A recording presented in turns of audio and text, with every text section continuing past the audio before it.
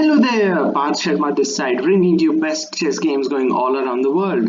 Do take time to like, comment, share and subscribe to my channel. If you are already subscribed, then do press the bell icon for future notifications, and if you like my work, then do consider supporting me on Patreon and PayPal. You will find the links in the description because your support is my motivation which keeps me going. So this was the day of Set-2 game between Magnus Carlsen, world number 1, and Fabiano Caruana, world number 2. And this is do or die for Fabi because he has to win this set to keep the match alive and progress through, or I should say give him chance to progress through to the semi-finals of the Chessable Masters. So without further ado, let's have a look at the game. In this, game 1 was draw, so this is game 2. Magnus is white, Fabiano Caruana is black. So Magnus opens with 1 d4, knight f6, c4, e6, and do we see Nimzo? Or I should say this? No, we see anti-Nimzo. Knight f3, and now the c5 move, the Blumenfeld counter gambit, as you may say, which somewhat leads to some hedgehog positions. Let's say after d5, and even this capture is if this capture is also denied, then you might see pressing for d6 as well. So e3 from Magnus, which was quite unusual. Normally you see d5 in these sort of positions, but nevertheless. Let's move on. So d5, and if Magnus wants to, he can transpose it into Tarrasch variation with knight c3 and black plays knight c6. But he goes for the exchange in the center, and this bishop b5 check. So this is somewhat pretty similar to Tarrasch defense, but the difference is there is no knight on c6 and there is no white knight on c3 either. So still we are in somewhat an unusual territory, but Magnus is Magnus. He has played every line whichever is possible, and so far so good. Both sides developing their pieces, and now b3 just to give this bishop some room on this long diagonal, because you don't want to see your bishop biting on the pawns, and it's very important to develop bishop this side because you will see this pawn suddenly leaving this d4 square. So this bishop won't be biting on this pawn while sitting on b2. C takes d and knight takes d. There we go. Knight takes, queen takes, and bishop d6, bishop b2 as expected. Fabiano castles, knight to c3 attacking the pawn on d5, rook f to e8, which means he has this trick up his sleeve. Knight takes d5. You look like Magnus has won a pawn, but in fact it's fine. After bishop takes h2, king takes, you capture the pawn on d5, and series of exchange of queens, and rook f d1, making sure that this rook comes here, and in future this rook takes the c file, and also attacking the knight at the same point. And if this knight moves, then rook invades the 7th rank, which will be unpleasant for black. So rook e to d8 protecting the knight. Rook a c1. And here Caruana should have played knight to b4 with the ideas of exchanging the rooks. And if rook c7 happens, then he always has b6. And also with the knight sitting here, putting pressure on a2 would be an ideal choice. However, he goes for f6, and what he's trying to do is not only give this king a flight square, but also making sure that this bishop is only restricted to f6 pawn, not on this g7 pawn, which is very much, I would say, vulnerable in these kind of positions when your bishop is on the long diagonal. So Carlsen takes the advantage of this, rook d4, threatening not only to double the rooks, but also making sure that by this rook lift, the rook is on a defendable square, which means that rook c7 will happen at any point of time because this knight has to move. And if knight b6, then it's possible that white can play rook c7, and I think the position would still be better for white. But he plays knight e7, and as I said, this rook is perfectly placed on d4, rook to c7, invading the 7th rank, attacking the knight as well as the pawn on b7. And this is really unpleasant. Well, if you want to, you can take the rook here, but then if you exchange more pieces, then that would only better white's position. So he plays knight to f5, and Carlsen can be a pawn up in this position after exchanging rooks and then taking on b7. But he wanted clarity, and he played rook g4, threatening bishop takes on f6, exploiting the pin. So he plays h5. So if bishop takes, you take the rook. Carlsen plays rook g6, making sure he doesn't leave this. And if you play, let's say, king h7, then white would exploit this pin. So that's very important. So this pawn is somewhat have become a target in this position, the big attacking target, and it all happened because of this f6 push. And if he had played anything else, let's say knight b4, as I already mentioned, then I think Fabi would have seen good days in this game. Rook e8, so basically he's trying to defend this pawn like this. So if pawn takes, then rook e6, rook takes pawn, then rook e6 defends the pawn on f6. But how can you defend like this? Because this pawn is dropping, and if you play now rook e6, so this bishop is pinned. Now comes this another counter shot, e4, and you have nothing better than to just capture the pawn, and rook g5, attacking this pawn and attacking the knight as well. And if you play, let's say, rook f4, but then bishop e5 is way too much, and if you take, then king g1 just deflects the rook and you lose the knight.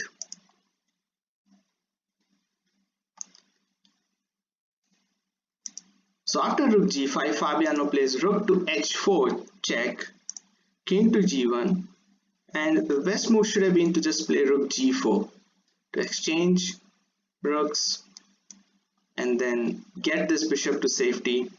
Would have been a better idea, maybe a better choice, but still it would remain better for white any day because of the active rook on 7th rank.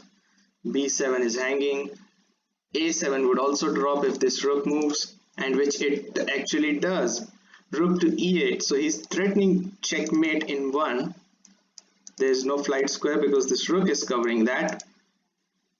And the best way to defend is to bring your bishop back to c3, defending mate like this, and still keeping a lot of pressure on this 7th rank pawns. Might have been a better idea, but Carlsen plays here g3, which was a little bit peculiar because this gives Fabiano some breathing space. After rook g4, rook takes, g takes, and rook takes b7. He's a pawn down, and it's after h4. His rooks are looking really active and really threatening. Might see even this possibility, and that can create a lot of tension. Obviously, pawn cannot take because of the pin. So the best move here is to just play rook f4. So pawn takes, bye bye. So rook takes f4 is forced, g takes, and now rook to a8, and this was, I would say, the final nail in the coffin, or I should say there were many more nails in the coffin after this.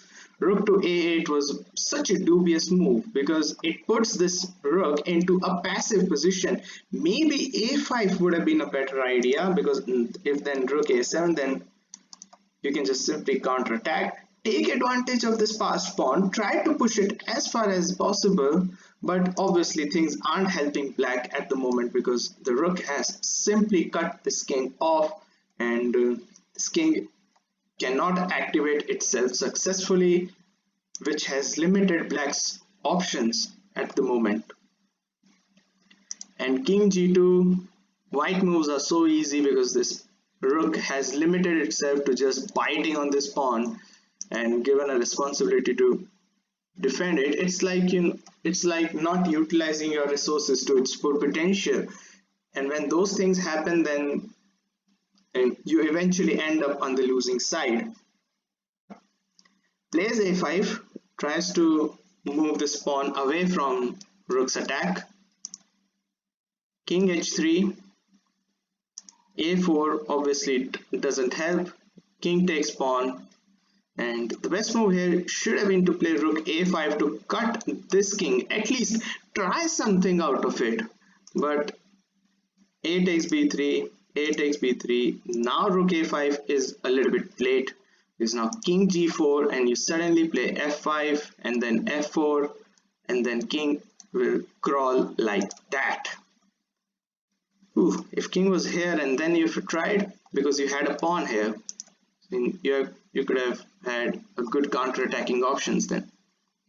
Rook d5 trying to centralize the rook, but then b4, the pawn is running the show. King f8, b5, king e8, f5. Now it's the time to crawl and grab, but not so easy. King f8, b6, the pawn is running. Rook b5, f3, putting black into more Sutswang. The rook cannot leave this because it has to capture this just to make sure that this king doesn't run away, and also keep an eye on the pawn on b6. King to e8, f4, things are looking really shaky. King f8, king h5, finally king crawls here, gives up these two pawns. King g6, rook takes f4, and after rook c7, Fabiano Caruana resigns the game. He has to give up this pawn and this rook. This pawn will be taken by the king. The king cannot come beyond the 7th rank because of the rook, and also this passer is way too dangerous. The threat is to play b7 and rook c8 check, making it a queen, and if you play rook b4, white will simply take the pawn. Or maybe not taking the pawn, you will play after rook b4, you can simply play b7 and then you can take the pawn, and that will be that. So Fabiano Caruana, not a good start, but still there are 2 more games to go if he manages to win the next one, in which he is white. So golden chance to redeem himself. Will he be able to do it?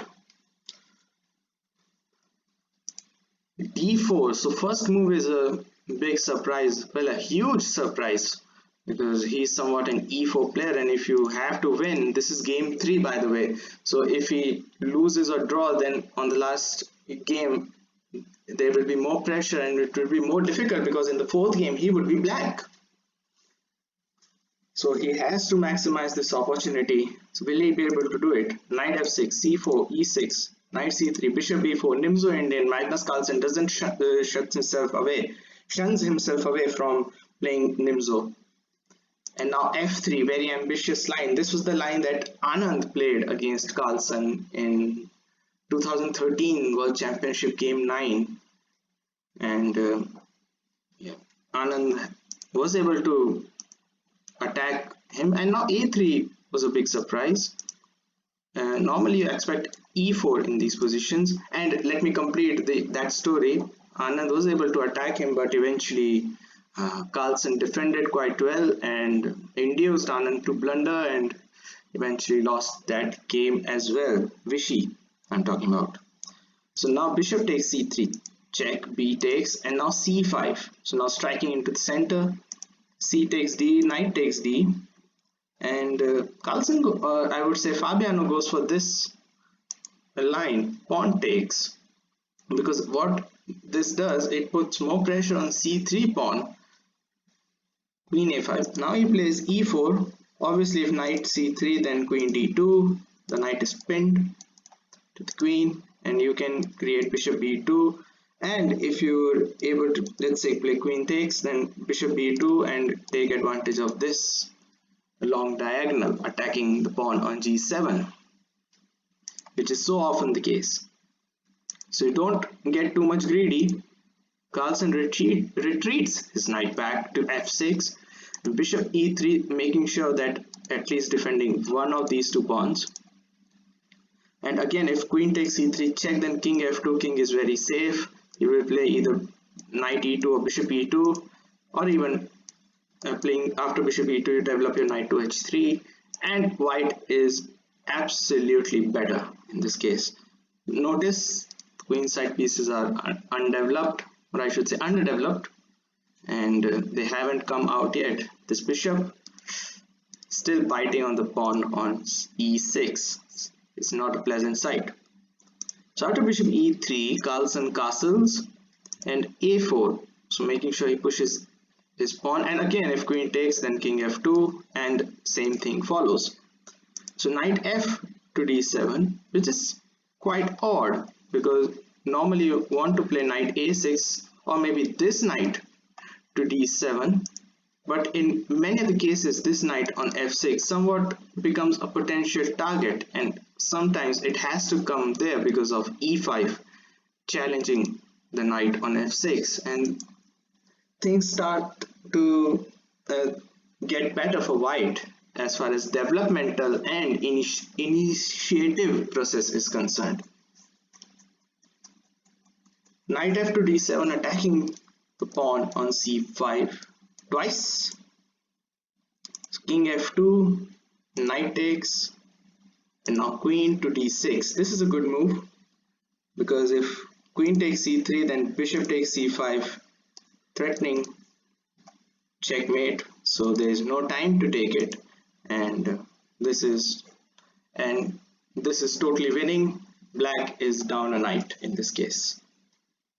So after queen d6, he defends the knight on c5 by playing b6, bishop to b5, and the best continuation in this position, now that knight on c6 is defended by the pawn, is to play queen takes c3 now, taking a pawn, be a pawn up, and after knight to e2, queen f6, queen f4, queen e7, black, or I should say, yeah, black can play, let's say, bishop to a6 and try to get rid of this good bishop, and being a pawn up in this position is absolutely better. Notice how this queen on e7 is defending the potential pawn on b6, which would end up on c5. That's very important because in so many tactical positions you find that the isolated pawn is somewhat the weakness is prone to a lot of weakness, and all the attacking pieces barge upon that pawn and eventually gobble that up. So after bishop b5, Carlsen plays bishop d7. But after knight e2, bishop takes b5. Things don't look well for Magnus. It's after bishop takes c5. This was the game. So far so good. And after knight d7, things are looking, I would say, pretty good for Fabiano. Looks like he might be able to level the score and maybe have a go in fourth game of the set 2. But here is where Fabiano crumbles. He should have played pawn takes. The rook is attacking the queen, so if knight takes, there you see. And if queen takes queen, then you can simply play, let's say, queen c6 in this position, and even that would be good. But the best would be if queen takes, then rook takes. That would be even better. So in this position, you don't want to trade queens in that way. So queen has to go to d8, queen d6, and this is totally winning for white because of these two connected pawns, and white is a pawn up. And as I said, if queen takes, then queen can actually give itself up like this. I forgot to mention that. I just discovered it now. So pardon me. But still these two connected pawns with no queens, and this is actually winning. So pawn takes bishop. The only winning move in this position, but Fabi plays queen takes b5, and the difference is now black doesn't have to trade queens. It looks like still a pawn up, but this is a rook's pawn against another rook's pawn, so which means that it would be very difficult for this pawn to advance through on its own, and that makes a world of difference. Rook h to d1, knight e5, so Magnus trying to attack. f4, knight to g4 check, so creating more weaknesses on the king side. King to f3, and if you play knight takes pawn, then king h2 actually traps the knight, so you don't want to play that. So he goes back with his knight, knight to f6, queen to e5, again offering trade of queens and also defending the pawn on c3, queen to e7, rook to d4, so preparing to double, rook a c8, but rook b1, again trying to play either this or trying to, let's say, double the rooks this way and to take b5, rook f to d8, rook takes d8, maybe rook doubling the rooks was the better option, rook takes d8 check, queen takes, queen d4, queen c7, and the position still looks pretty even. Rook to d1, h6 giving a flight square to the king, nothing significant happening at the moment. g4, rook to e8. Carlsen is also waiting, making sure that Fabi would crumble at some point. Queen to d6, offering trade of queens. Carlsen refuses and also attacks the pawn on a4. Queen b4 again. Fabi offers the queen. Carlsen is having none of it. And knight to g3. Carlsen breaks through, trying to create a breakthrough in the center. Caruana closes the structure. So basically up to now it looks like that Fabiano doesn't want to lose this game, and it looks like Carlsen has pushed him to the wall, and it's a very pity situation that Caruana, even in this position with a pawn up, is unable to find a breakthrough. And I'm talking about world number 2 in this case, which is even more, I would say, staggering.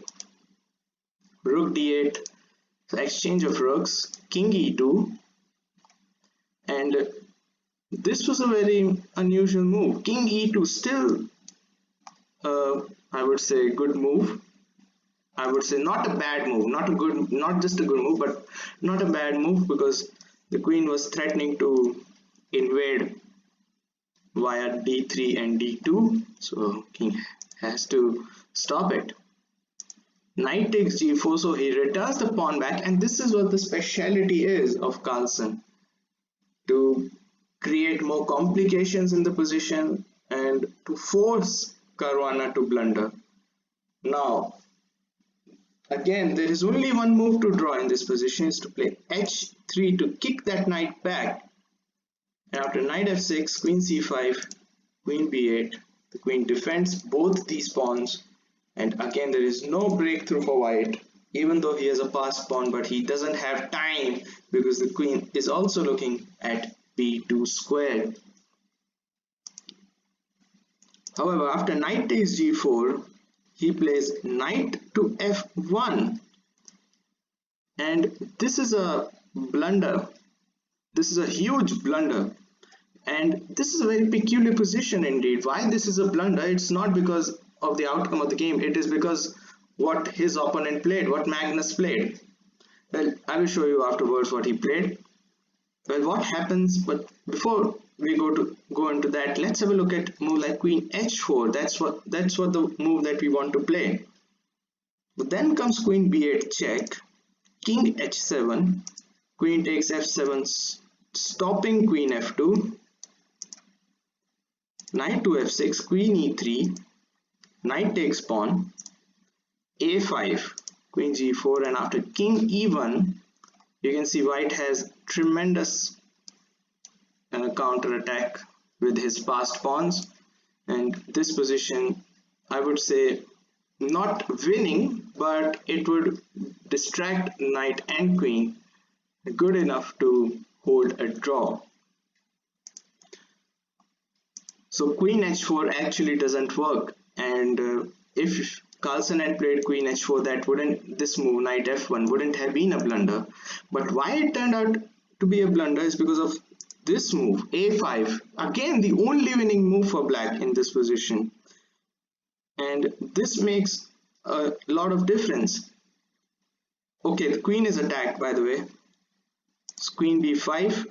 Now you go queen h4 and threatening this. Well, what's the difference now? You can play the same thing, queen b8 check, king h7, queen a7, knight to f6, queen to e3, knight takes pawn. Now c4, there is no a5 because the pawn has stopped the advance of this a pawn, and this pawn is a very huge asset in this position. Black is winning, and white has to move some of its pieces now. If black plays f6 here, well, then white would be running out of moves. And that's the big point. White dropped f5, pawn also drops. This knight moves, then this pawn also drops. The queen is somewhat in a passive position. The a pawn in this case is not a passed pawn. You can see how world of difference the pawn on a5 this move made before Carlsen crashes through with queen h4. That was very important. Fabi plays knight d2, but it actually loses the pawn on h2. And now it's looking a mop-up job because this active queen and this exposed king is way too much for Caruana to handle. Queen g3 check, king c2, knight to e3 check, king to b3, maybe king to d3 would have been a better option, but still that would also been lost because of knight takes f5, discovered check. So this is the situation that Caruana finds himself in. King to b3, queen to e1 threatening knight. So Caruana makes sure that he brings his queen on time. Queen to d1 check,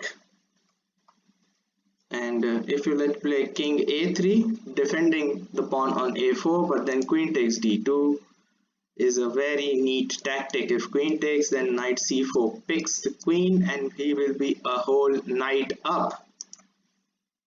So after queen d1 check, he has to play king to a2, giving up the pawn, and now you can see this is totally hopeless. Knight is going back just to make sure that it reaches safe waters on f6. There we go. Knight c5, queen c6, attacking the knight, queen d8 check, king to h7, queen to e7 defends the knight, but this pawn on a5 is a runner. Queen b5 check, king c2, a4, Queen takes e5 to no avail. A3, knight d3, and now after queen a4 check, Fabiano Caruana resigns the game and Magnus goes through to the semi-finals. Wow, what an outright victory this was. A2 is threatened. The pawn on e4 is dropping. And this is shattering loss for world number 2, no one else. The world number 2 is crushed like that. Absolutely no wins in set 1 and set 2. And again we saw how Magnus Carlsen puts the pressure of world on his opponent, and eventually his opponent crumbles and Magnus Carlsen wins all the time. We have seen it. The Fabiano isn't the only one who has been the victim. There have been many players throughout Magnus's career, and that's what makes him special. We have our first semi-finalist, Magnus Carlsen, who totally dominates Fabiano Caruana and goes through. So I hope you liked the video. I hope you liked my analysis. Thanks for watching. Stay safe. Cheers. Bye.